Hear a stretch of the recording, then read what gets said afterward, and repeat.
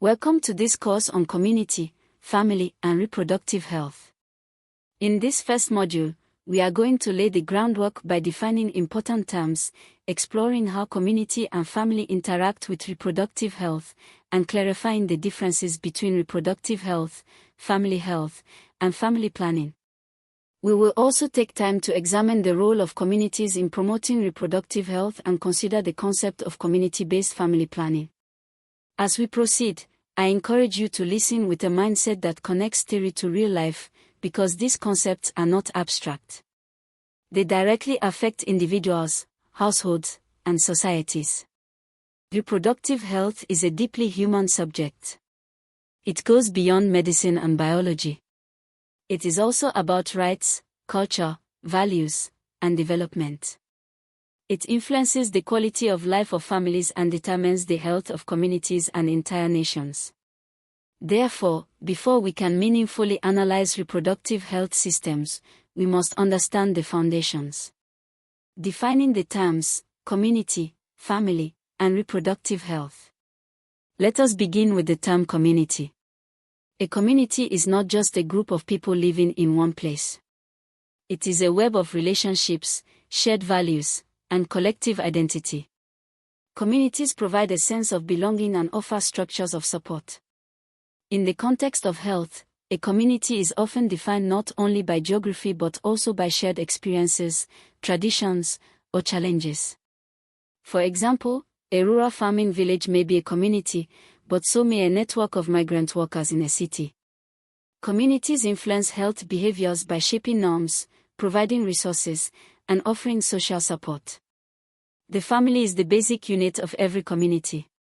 A family is usually thought of as a group of people connected by blood, marriage, adoption, or long-term commitment, who share responsibilities and obligations to each other. Families provide care, nurture, and socialization. They are the first teachers of values, behaviors, and health practices. When we talk about family in this course, we are referring to this intimate and primary unit where individuals grow, reproduce, and learn. Reproductive health is a broader and more specialized term.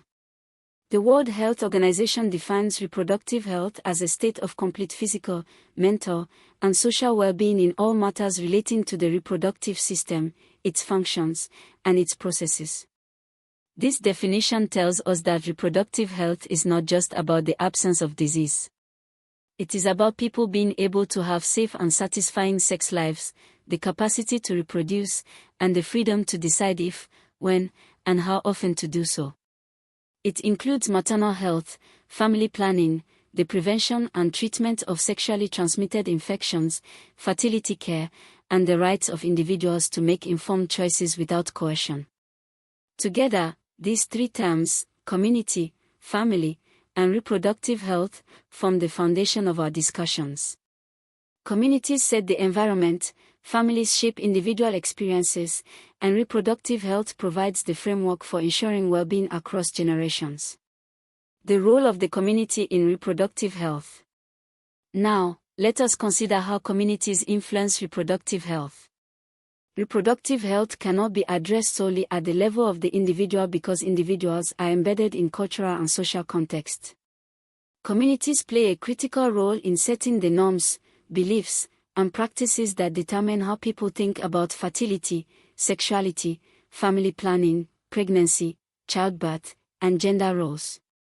In some communities, conversations about sexuality and contraception are taboo, which can prevent young people from accessing information and services. In others, community support can be the key driver that encourages healthy behaviors, such as antenatal care visits or acceptance of family planning methods. Communities influence access to health facilities, provide traditional health services, and sometimes create informal support systems for mothers and children. Consider the example of a rural community where a respected elder or religious leader speaks positively about maternal health care. The influence of that leader may encourage more women to attend clinics and seek antenatal care. Conversely, if community leaders oppose family planning, individuals may feel pressure to avoid using contraception even if they want it. This shows how community structures can either enable or hinder reproductive health outcomes. Community-based family planning. Community-based family planning is an approach that brings reproductive health services closer to the people, often through local volunteers, health workers, or peer educators.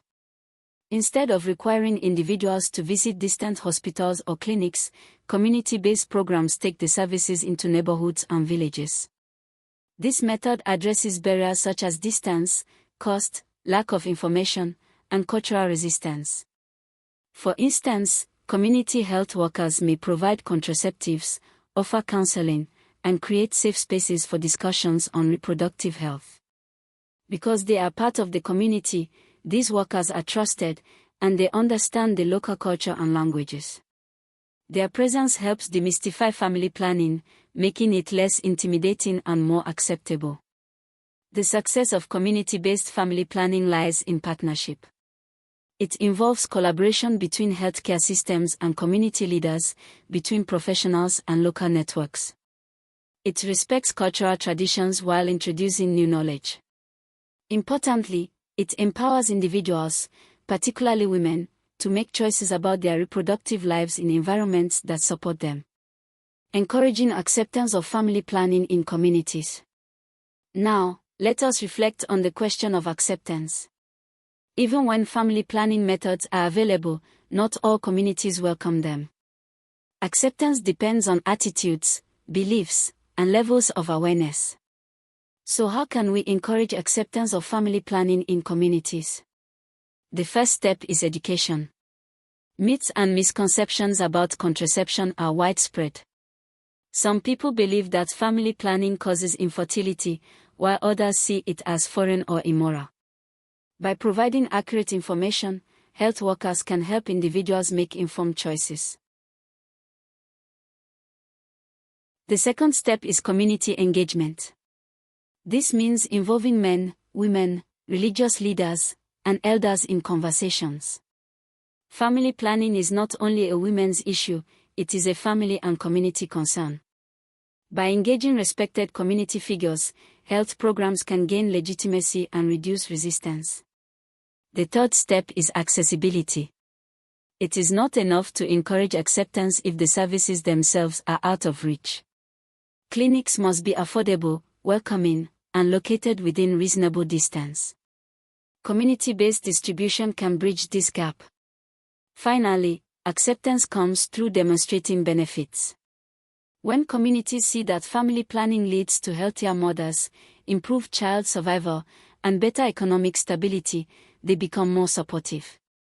Acceptance grows when results are visible in everyday life. Components of reproductive health. Let us take a closer look at the different components of reproductive health. It is a broad concept that covers maternal and newborn health, including safe pregnancy, childbirth, and postnatal care.